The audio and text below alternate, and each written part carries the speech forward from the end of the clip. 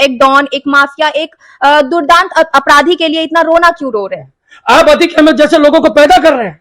ये लवलेश बोल के जो लड़का है, इसको आपने पैदा किया है।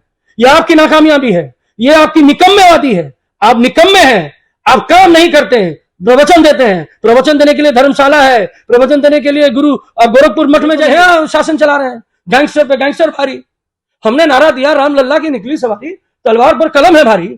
इन्होंने नारा दिया राम राज्य लाएंगे, गैंगस्टर से गैंगस्टर को लड़वाएंगे। हम तो खेला होगा में बिलीव करते हैं कि जब तक जिएगा तब तक खेला होगा उसके साथ। मीडिया रिपोर्ट्स की माने तो वो जो तीनों हत्यारे हैं, वो उनका बैकग्राउंड कहता है कि वो इतने बड़े माफिया नहीं है। तो क्या लगता है इसके पीछे मास्टरमाइंड कौन है? नमस्कार, मेरा नाम रिमझिम है। इस वक्त देश भर में एक बात की चर्चा जोरों पर है।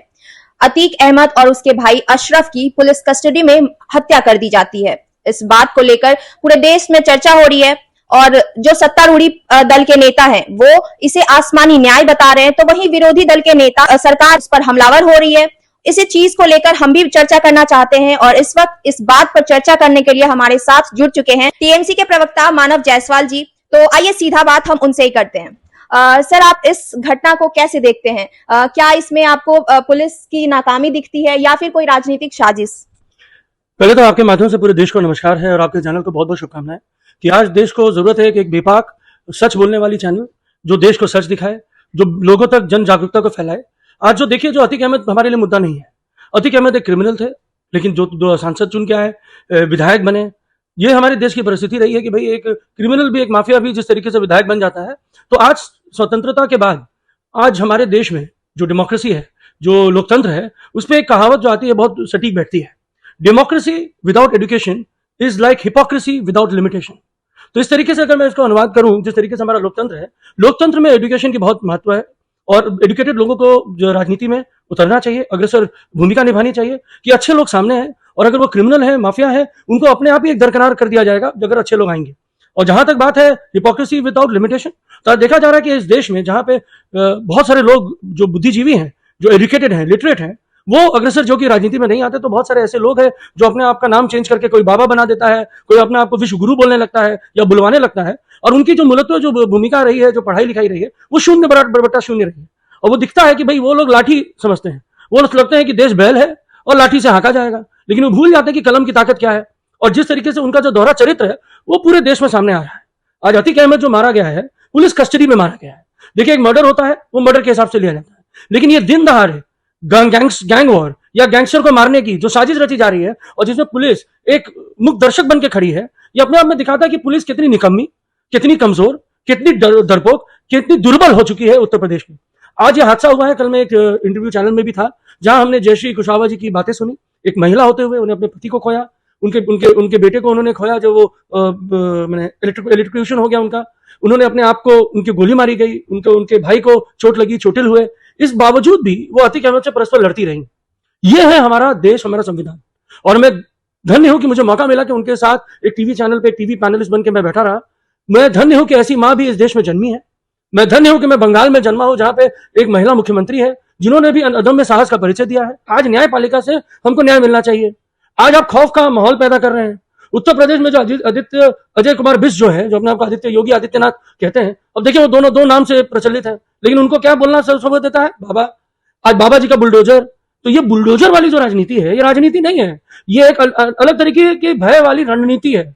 इसको पूरे प्रांत में खारिज कर दिया है, पूरा प्रांत खारिज कर रहा है। सारे व्यवसायी वहां डरे हुए हैं, सहमे हुए हैं।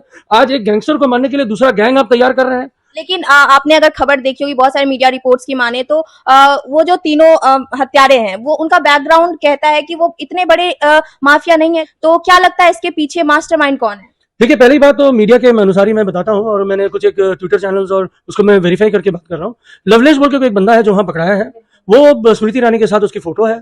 वहां के प्रभारी हैं कुछ क्षेत्र के बीजेपी के, उसके साथ उनकी फोटो है। झंडे लगाते हुए बीजेपी के फोटो है। तो भाई बीजेपी दंगई बना रही है, बीजेपी हमारे बच्चों को तमंचे दिलवा रही है, बीजेपी हमारे बच्चों को तलवारबाजी सिखा रही है, बीजेपी शिक्षा से दूर रख रही है हमारे बच्चों को, उनको रोजगार से वंचित रख रही है। तो भाई क्या कमजोरी थी, क्या मजबूरी थी, क्या पैसे मिले, क्या उसकी दुविधा थी कि भाई जिस तरीके से कोरोना, उसके पहले नोटबंदी, उसके पहले जीएसटी, इतने सारे महामारियों के बाद जब हमारा देश उलझ रहा है तो हमारे बच्चे क्रिमिनल बन रहे हैं। ये बीजेपी क्रिमिनल बना रही है, पैसों से बच्चों को लाद दे रही है कि भाई आप क्रिमिनल बनिए, मर्डर करिए, आपको पैसे दिया जाएगा। तो ये सीधा बात है कि बीजेपी ही मल्टीप्लाई कर रही है गैंगस्टर्स को।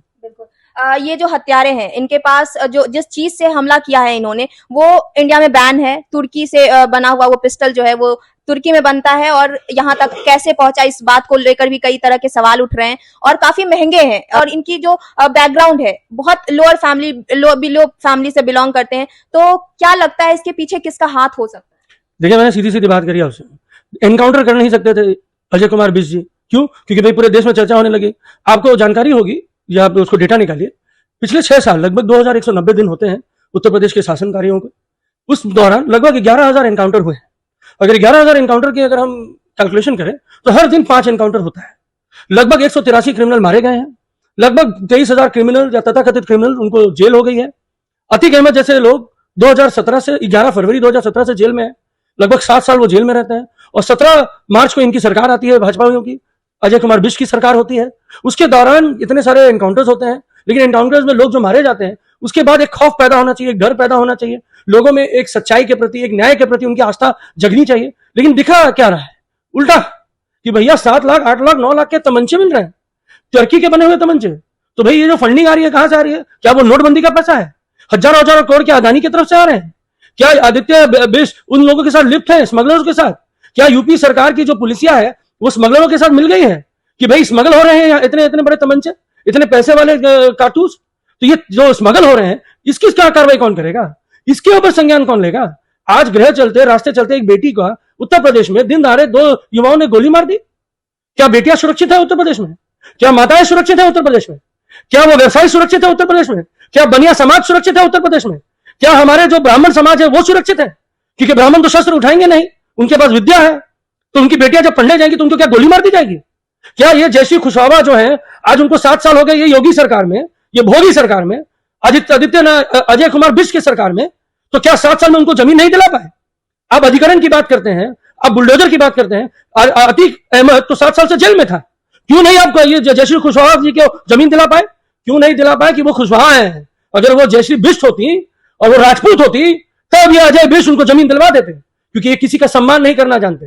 ये इतने अहंकारी हैं, इतना दुराचारी हैं और इतने माने भ्रम फैलाने वाले लोग हैं और दोहरा नीति वाले लोग हैं, इतने दोगले नीति वाले लोग हैं कि ये कभी भी किसी भी जाति को जो राजपूत ना हो, जिसके नीचे हो या बराबर भी हो, इनको बराबरी नहीं देंगे, क्योंकि ये जातिगत कार्रवाई कर रहे हैं। ये जाति से लोगों को लड़ा रहे हैं। आज जयश्री कुशवाहा जी जैसे लोगों को गले मिला के उनको सम्मान देना चाहिए, उनको पद्मश्री देना चाहिए, उनको नारी शक्ति का प्रतीक बनाना चाहिए, लेकिन ये नहीं बनाएंगे। आज अतीक अहमद मर गया है तो उनको एक डमी रूप की तरह फैला रहे हैं कि भैया दलित वोट हमको मिले। कोई दलित आपके साथ नहीं वोट देगा, कोई पिछड़ी जाति आपको वोट नहीं देगा, क्योंकि आप पिछड़ी जातियों के साथ है नहीं। आप उनका नरसंहार कराना चाहते हैं। आप अतीक अहमद जैसे लोगों को पैदा कर रहे हैं। ये लवलेश बोल के जो लड़का है, इसको आपने पैदा किया है। ये आपकी नाकामयाबी है, ये आपकी निकम्मेवादी है। आप निकम्मे हैं, आप काम नहीं करते हैं, प्रवचन देते हैं। प्रवचन देने के लिए धर्मशाला है, प्रवचन देने के लिए गुरु गोरखपुर मठ में जाइए, कार्य का निर्वाह करिए। कौन कौन पुलिस लिप्त है स्मगलिंग में उसको संज्ञान लीजिए, डीजी को सस्पेंड कीजिए। आपने एडीजी जीजी सारे मंत्रालय जो होम मिनिस्ट्री आप लेके बैठे हैं उसमें जितने बड़े बड़े ऑफिसर हैं सबको सस्पेंड कीजिए, शो कॉज नोटिस भेजिए। उत्तर प्रदेश में तमंचे गली गली मोहल्ले मोहल्ले में घूम रहे हैं। क्या वो सब अतीक अहमद है? क्या वो सब अतीक अहमद के क्रिमिनल है? क्या अतीक अहमद ने लवलेश को पैदा किया? आदित्य योगी ना अजय कुमार बिष्ट ने पैदा किया है। मैं पूरे जोर से और पूरे गले भर के और पूरे होश आवाज में बोल रहा हूं कि ये लोग क्रिमिनल पैदा कर रहे हैं, ये लोग गैंगस्टर पैदा कर रहे हैं। मानव जी, सत्ता दल के जो नेता हैं उनका ये कहना है कि विरोधी दल के नेता क्यों इतना रोना रो रहे हैं, एक डॉन, एक माफिया, एक दुर्दांत अपराधी के लिए इतना रोना क्यों रो रहे हैं? ये तो समाज में अच्छी संदेश जाएगी कि जो भी माफिया बनना चाहते हैं वो उन्हें उनके अंदर कहीं ना कहीं खौफ आएगा कि उनके साथ भी इस तरह का हो सकता है। पहले ये बात मैं आपको बता दूं, स्पष्ट कर दूं, ये जो गोदी मीडिया है, मुझे उम्मीद है कि आप भी उसी लय में नहीं जाएंगे, लेकिन कोई भी पार्टी ऑपोजिशन की हो, कोई भी अतीक अहमद की कार्रवाई या पैरवी नहीं कर रहा है। पहली बात, अतीक अहमद क्रिमिनल था। हम अपने संविधान, अपने न्यायपालिका पे हमको पूरा भरोसा है, भाजपाइयों को नहीं है। भाजपा इतनी डरपोक कौम है, इतनी डरपोक कौम है, वो सबसे डरती है, वो डराने की रणनीति पे चलती है। उनको लगता है गोली ही शक्तिशाली है, उनको कलम की ताकत का एहसास ही नहीं है। हम तो बोल रहे हैं कि आदित्य योगी नाथ जो है, अजय कुमार बिष्ट जो है, उनको अतीक अहमद को कानूनी तरीके से फांसी दिलानी चाहिए थी। अब आप देखिए, कुछ साल पहले की बात है, हमने सद्दाम हुसैन का नाम सुनते थे। भाई पूरा विश्व सद्दाम हुसैन को बोलता था सबसे बड़ा वो एक क्रूर शासक है, सबसे बड़ा वो माने डिक्टेटर है। लेकिन आज अमेरिका जब वहां पहुंचता है तो अमेरिका भी कानूनी तरीके से उसको निकालता है एक गुफे से, गुफा से निकाल के वो सारी दुनिया को पिक्चर दिखाता है, पिक्चर दिखा के, फोटो दिखा के, उसके पूरा उसका इंटरव्यू चलता है। सद्दाम हुसैन को मौका मिलता है अपने तत्व को रखने का, सद्दाम हुसैन को कार्रवाई होती है, इंटरनेशनल लॉ ऑफ जस्टिस उसके ऊपर कार्रवाई करती है, कार्रवाई करने का उसको फांसी की सजा होती है। और सबसे बड़ा काम यूएस क्या करता है, अमेरिका, उसको बीच चौराहे पे उसको फांसी दी जाती है। और इससे क्या चाहता है संदेश पूरे विश्व में कि आप डिक्टेटर बनेंगे, अगर आप हिटलर बनेंगे तो आपको ऐसे ही लटका दिया जाएगा। और अगर सच में अजय कुमार विश्व में साहस होता और सच में दम होता तो वो उसको न्यायपालिका के हिसाब से उसको फांसी दिलवाते, वो दोनों भाइयों को बीच चौराहे पे लटका देते। पूरे विश्व को समाज में ये देश जाता कि भाई आप अगर आतंकवादी हैं, आप लोगों को मारेंगे, गरीबों के ऊपर शोषण करेंगे, तो आपके साथ यह हर्ष होगा, लेकिन यह हर्ष न्यायपालिका के द्वारा होता। आपने तो उसको शहीद बना दिया, आपने तो उसको कुछ लोगों के लिए मोटिवेशन दे दिया कि भाई अतीक अहमद को मारेंगे तो हम उससे बड़े गैंगस्टर बन जाएंगे। तो ये जो लड़के जो पकड़ाए हैं उन्होंने बोला है कि अतीक अहमद को मार के हम और बड़े गैंगस्टर बन जाएंगे। तो आप गैंगस्टर पैदा कर रहे हैं। आपने बोला अच्छे दिन आएंगे, 15-15 लाख का तो जुमला हम छोड़ ही दें, अच्छे दिन कैसे आएंगे? आप बोलते हैं कि राम लल्ला आएंगे, अयोध्या में घर बसाएंगे। तो मैं पूछना चाहता हूं कि ये राम राज्य की परिकल्पना है?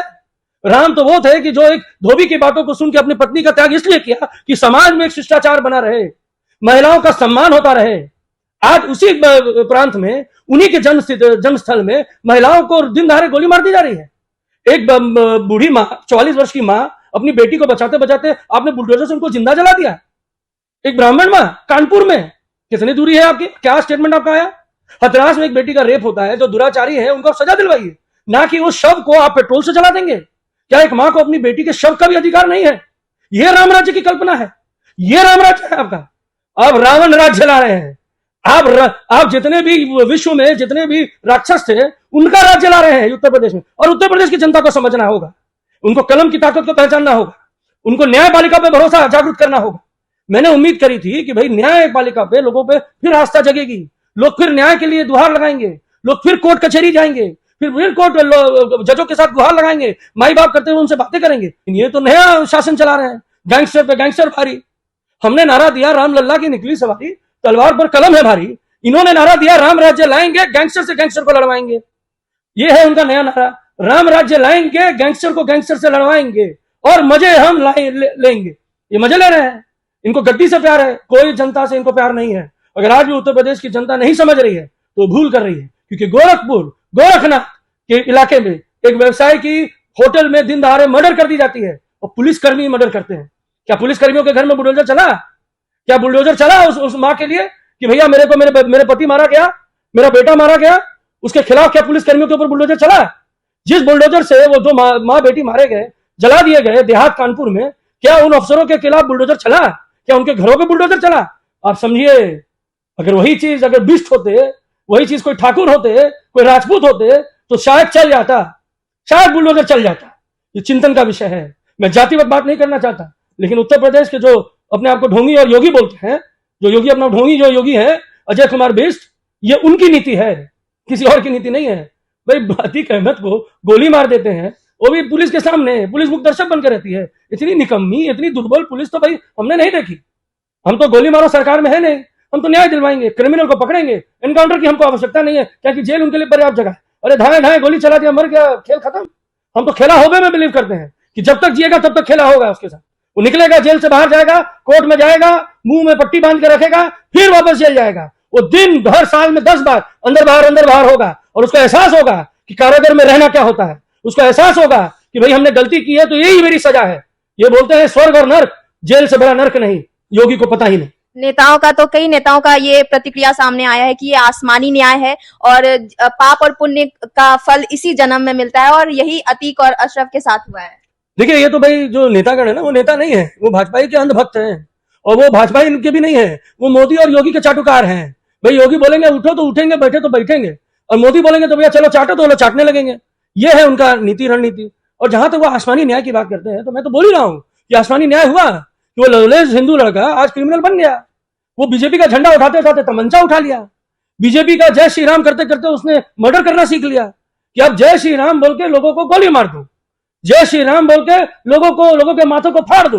उनका कहना है कि अतीफ भी तो लोगों के साथ यही किया है, कई लोगों के जमीन हड़प लिए, कई लोगों को इसी तरह मारा है उसने, तो आज उसके साथ भी यही हुआ, तो फिर इसमें रोने की क्या बात है? देखिए, सबसे बड़ी बात क्या है कि रोना अतीक के लिए तो है ही नहीं।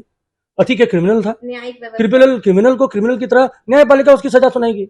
रोना यह है कि न्यायपालिका है ही नहीं, न्याय इतनी दुर्बल हो चुकी है न्यायपालिका उत्तर प्रदेश में एडमिनिस्ट्रेशन इतना थर थर कांप चुका है, कह चुका है, ये उसका जीता जागता प्रमाण है। अब आप सोचिए, जब एक नेता तो कुछ बयान दे भी दे, मुख्यमंत्री कैसे बयान दे रहा है? मुख्यमंत्री फर्जी एनकाउंटर को शाबाशी दे रहा है। तो भाई जब आप फर्जी एनकाउंटर को शाबाशी देंगे तो आपको क्या लगता है कल अतीक अहमद है तो परसों अमन सिंह नहीं हो सकता है? सॉरी, अमन सिंह तो नहीं होगा, हाँ, अमन दुबे हो सकता है, अमन मिश्रा हो सकता है, अमन कुशवाहा हो सकता है, अमन झा हो सकता है। यह मैं पूछना चाहता हूं, क्या आप एज अ दर्शक आप भरोसा रखते हैं न्यायपालिका पे? क्या आप भरोसा करते हैं ये लवलेस जैसे गुंडे मवाली गैंगस्टरों पे कि जिनको भाजपा ही अपने कार्यकर्ता बना के माइंड वॉश करके गैंगस्टर बना रही है? ठीक उसी तरीके से जब आरएसएस ने गोडसे पैदा किया, क्या वो वही गोडसे है? डेफिनेटली अतीक अहमद घाटी तो नहीं है, लेकिन दिन दहाड़े पुलिस के सामने गोली मारने का साहस कौन कर सकता है? वो जुनून किसको हो सकता है?